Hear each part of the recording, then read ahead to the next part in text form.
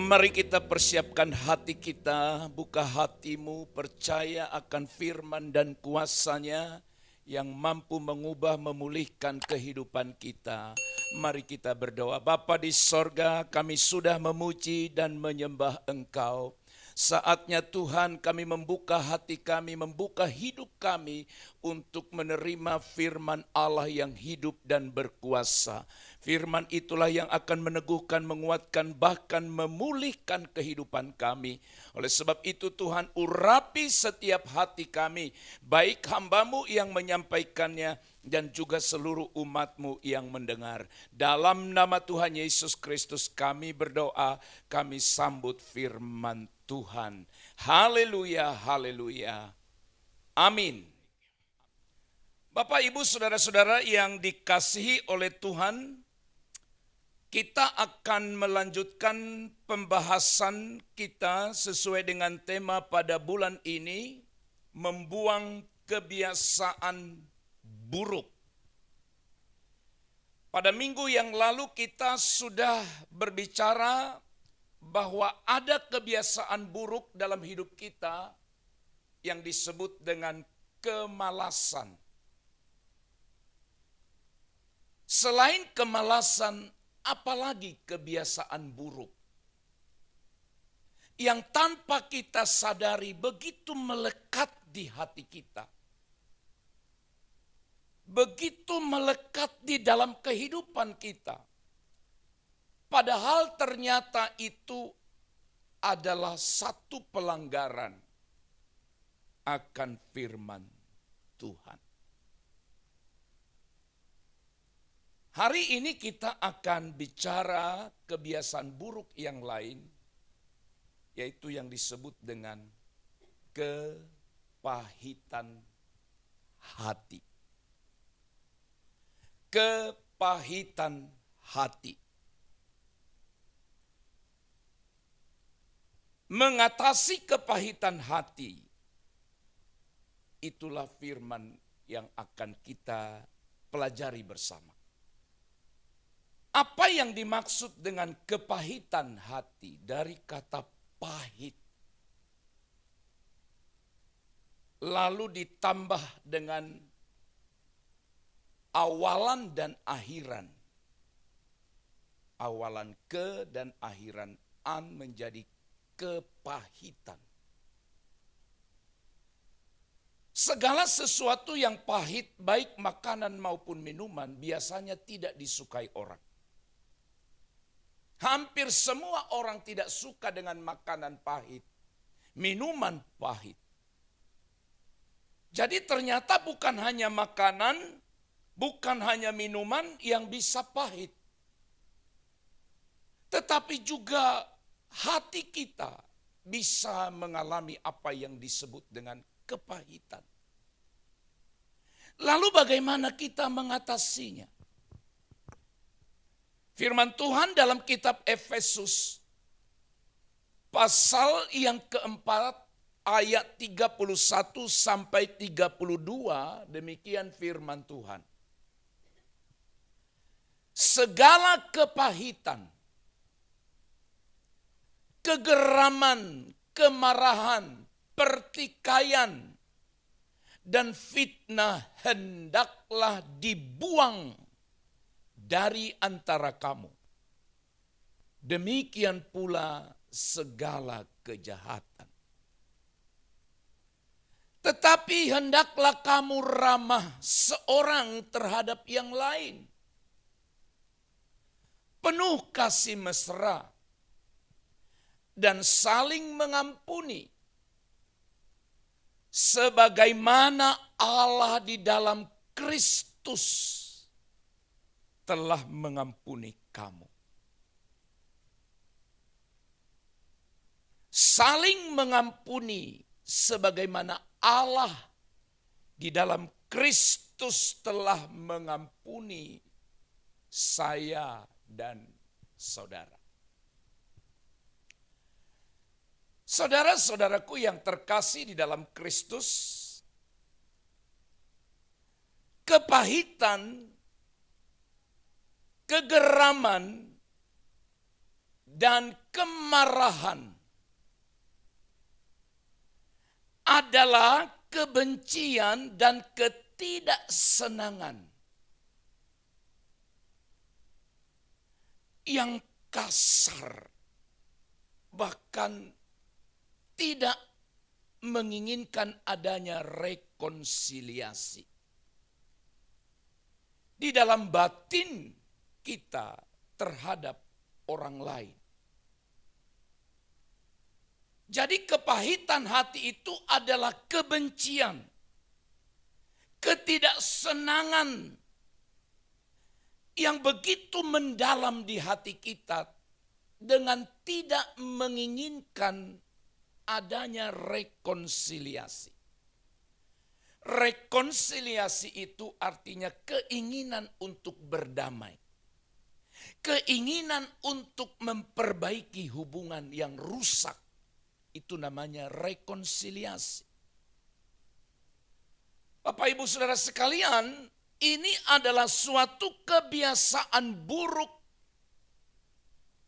yang tidak boleh kita pelihara dalam hidup kita. Di ayat yang kita baca tadi, Alkitab dengan jelas berkata, kamu harus mengampuni. Sebagaimana Allah di dalam Kristus Yesus telah mengampuni kamu. Saudara-saudara yang terkasih dalam Tuhan, kita harus hidup dalam kebenaran. Semua yang disebut kepahitan, kegeraman, kemarahan, pertikaian, fitnah, segala kejahatan, Alkitab bilang dibuang. Hendaklah dibuang dari antara kamu. Bapak Ibu Saudara sekalian, agar kita dapat mengatasi kepahitan hati, kebencian, kedendaman, kemarahan yang ada di hati kita terhadap seseorang, maka perlu kita belajar beberapa hal, beberapa kebenaran. Langkah ini diharapkan mampu membawa kita ke dalam satu kondisi atau kehidupan, yaitu mengatasi kepahitan hati. Yang pertama Bapak Ibu Saudara sekalian, dalam Lukas pasal 6 ayat 27 sampai 28 firman Tuhan berkata, tetapi kepada kamu yang mendengarkan aku, itu kata Yesus ya, yang mendengarkan aku berkata, kasihilah musuhmu, berbuatlah baik kepada orang yang membenci kamu, mintalah berkat bagi orang yang mengutuk kamu, berdoalah bagi orang yang mencaci kamu. Mengasihi musuh, berbuat baik kepada yang membenci, meminta berkat bagi orang yang mengutuk, dan berdoa bagi orang yang membenci kamu. Ini bukan standar dunia. Dunia terbalik memahami kebenaran. Kebenarannya tidak seperti ini. Musuh itu tidak perlu dikasihi. Orang yang membenci kita, kita harus balik membenci. Orang yang mengutuk kita, bukan berkat yang kita beri, kutuk juga. Berdoa bagi orang yang mencaci kamu. Bapak Ibu Saudaraku sekalian, mudah tidak mudah. Tapi sekali lagi camkan baik, yang bicara, yang ngomong ini adalah Yesus. kasihi mereka. Aku berkata kepadamu, kata Yesus. Ayat ini mengajar kita yang pertama. Agar kita dapat mengatasi kepahitan hati. Yang pertama kita harus belajar mengampuni. Belajar mengampuni. Paulus tadi berkata kepada jemaat yang ada di Efesus, sebagaimana Allah di dalam Kristus telah mengampuni kamu. Kita ingin Allah mengampuni dosa kita. Ketika kita bersalah, berbuat dosa, melakukan apa yang jahat di mata Allah, maunya kita Tuhan ampuni kita. Tetapi saudara, maukah engkau mengampuni orang yang bersalah, yang menyakiti hatimu? Padahal Allah saja yang Maha Kudus, yang tidak pernah berbuat salah bagi kehidupan manusia. Dia rela mengampuni saudara dan saya. Apalagi saudara dan saya harus mengampuni setiap orang yang bersalah kepada kita. Memang kita harus akui, saudaraku, kita sulit mengampuni karena merasa tersakiti. Atau orang yang bersalah itu tidak layak diampuni. Itu konsep kita. Ada perasaan merasa rugi kalau saudara mengampuni dia. Sekarang balik. Apakah saudara dan saya pernah menyakiti hati Tuhan? Pernahkah saudara dan saya bersalah di hadapan Allah? Saya sadar, saya sering menyakiti hatinya. Sadar, saya bersalah di hadapan dia. Tapi anugerahnya begitu besar, mau mengampuni saya. Siapa saudara dan saya yang tidak mau mengampuni orang yang bersalah?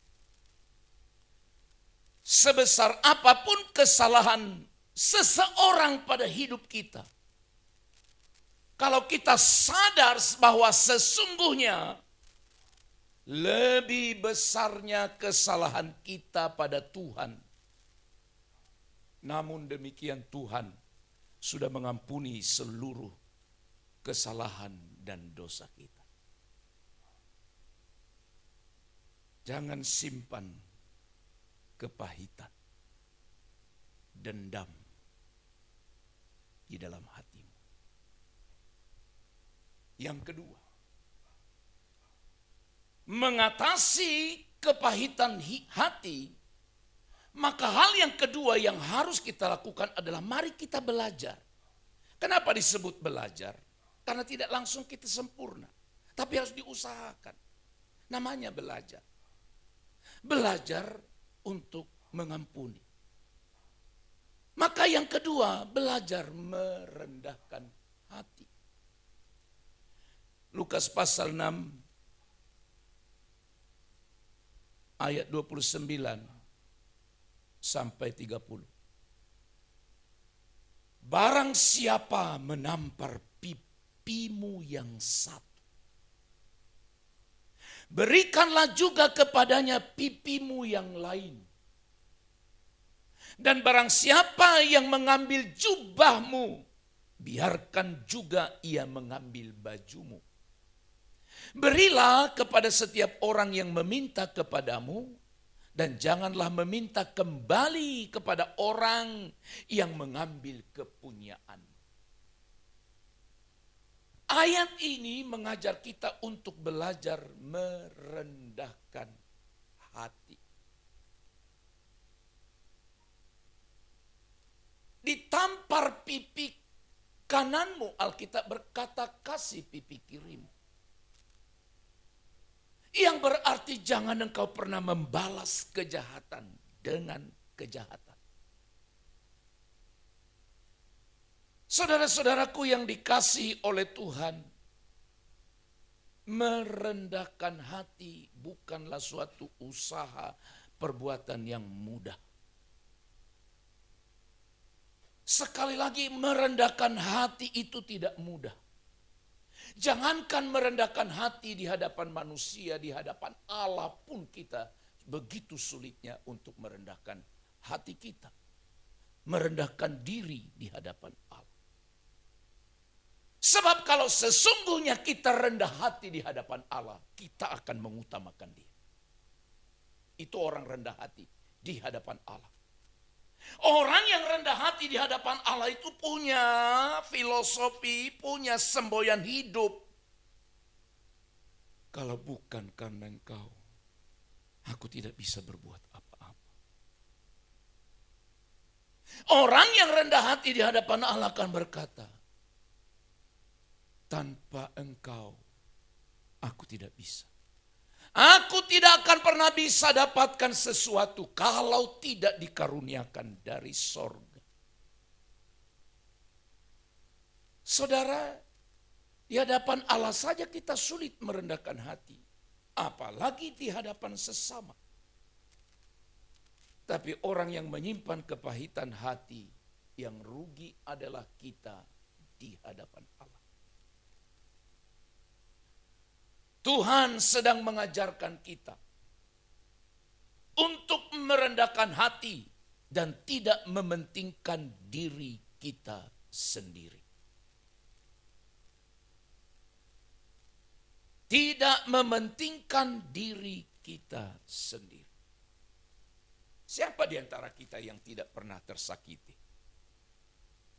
Saya pikir tidak ada.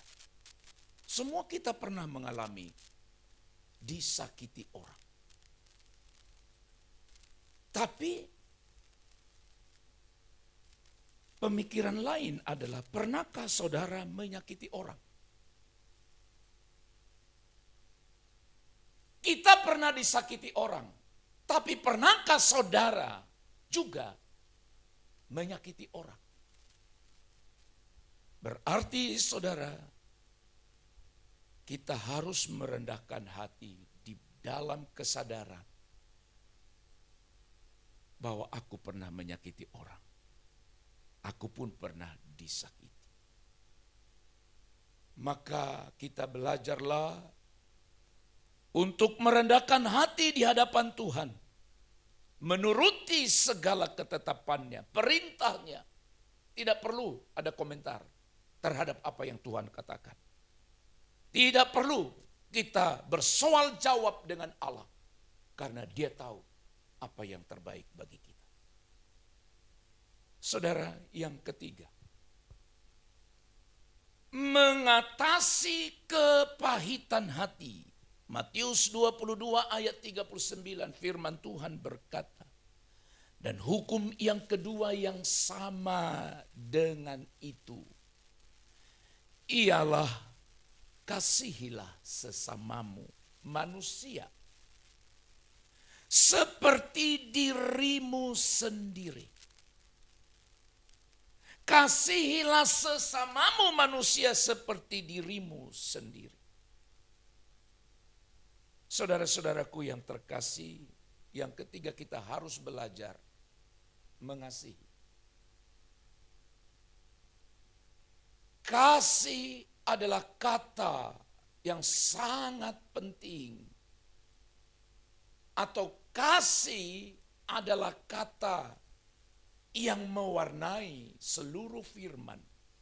Mulai dari perjanjian lama sampai perjanjian baru. Kasih Allah.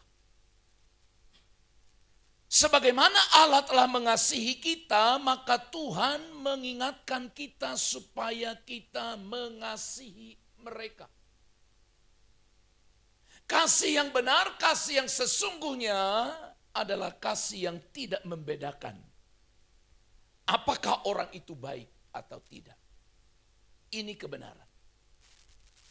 Dan itulah yang disebut dengan agape. Tidak membedakan apakah orang itu baik. Saudara merasa dirimu baik sehingga Tuhan mengasihi saudara? Saudara merasa dirimu layak untuk dikasihi sehingga dia rela mati di kayu salib? Tidak. Tapi Tuhan sudah perbuat itu. Maka orang-orang yang telah hidup dalam anugerah Allah, orang-orang yang sudah mengecap kebaikan atau anugerah Tuhan, maka kita harus memiliki level hidup yang lebih. Memiliki tingkatan hidup yang lebih. Apa itu? Level yang lebih tinggi adalah mampu mengasihi seseorang tanpa syarat. Mampu mengasihi seseorang tanpa membedakan apakah orang itu orang baik atau tidak. Saudara-saudara, dalam kitab Ibrani pasal 12 ayat 15, firman ini mengingatkan kita. Firman ini mengajak kita. Jagalah supaya jangan ada seorang pun menjauhkan diri dari kasih karunia Allah.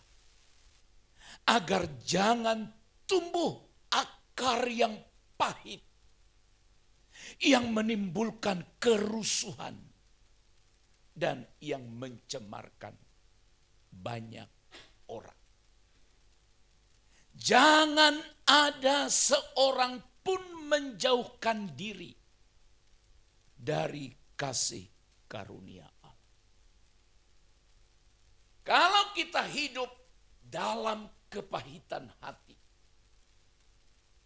maka kita sedang menjauhkan diri kita dari kasih karunia Allah. Karena Allah adalah Allah yang sangat baik. Allah yang sangat mengasihi dan menerima saudara dan saya apa adanya hidup kita. Oleh sebab itu saudara-saudara, kita harus waspada. Supaya akar yang pahit, supaya hati yang pahit tidak tumbuh dalam hati kita. Sebab itu akan mengakibatkan kita kehilangan kasih karunia Allah. Namun Allah berkehendak supaya setiap kita orang yang percaya kepadanya, yaitu umat pilihannya, sekali lagi hidup dalam kasih, hidup dalam sukacita, hidup dalam damai, hidup dalam kekudusan, bukan kepahitan. Oleh karena itu orang percaya harus selalu berjaga-jaga, harus selalu mawas diri, supaya jangan sampai tumbuh akar pahit.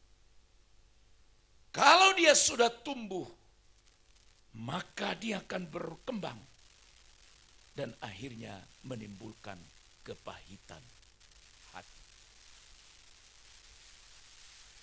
Sebagaimana firman Allah mengajar kita untuk kita belajar mengampuni, belajar merendahkan hati, dan belajar mengasihi, maka kita akan terhindar dari kebiasaan buruk, yaitu kepahitan hati.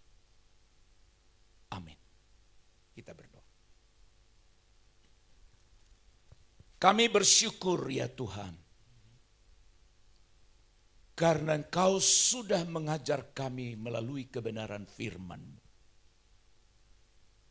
Engkau yang begitu baik bagi kami, seringkali menyakiti hati-Mu, melakukan kesalahan dosa besar di hadapan-Mu. Namun Engkau mengasihi kami, mengampuni kami. Oh Tuhan, melalui kebenaran ini Engkau ingatkan kami, kalaupun ada orang yang menyakiti hati kami, yang membenci kami, mendendam kami, tolonglah kami. Supaya kami boleh hidup seturut firman-Mu. Kami mau belajar mengampuni, belajar merendahkan hati, dan belajar untuk mengasihi. Ampuni dosa kami, ampuni kami, kalau kami tetap menyimpan kepahitan di hati kami terhadap orang-orang yang memang menyakiti hati kami. Tapi kami mau belajar mengampuni, kami mau belajar mengasihi mereka dan melepaskan pengampunan. Karena Tuhan sudah terlebih dahulu mengampuni, mengasihi hidup kami. Dalam nama Yesus kami berdoa mengucap syukur. Haleluya. Amin.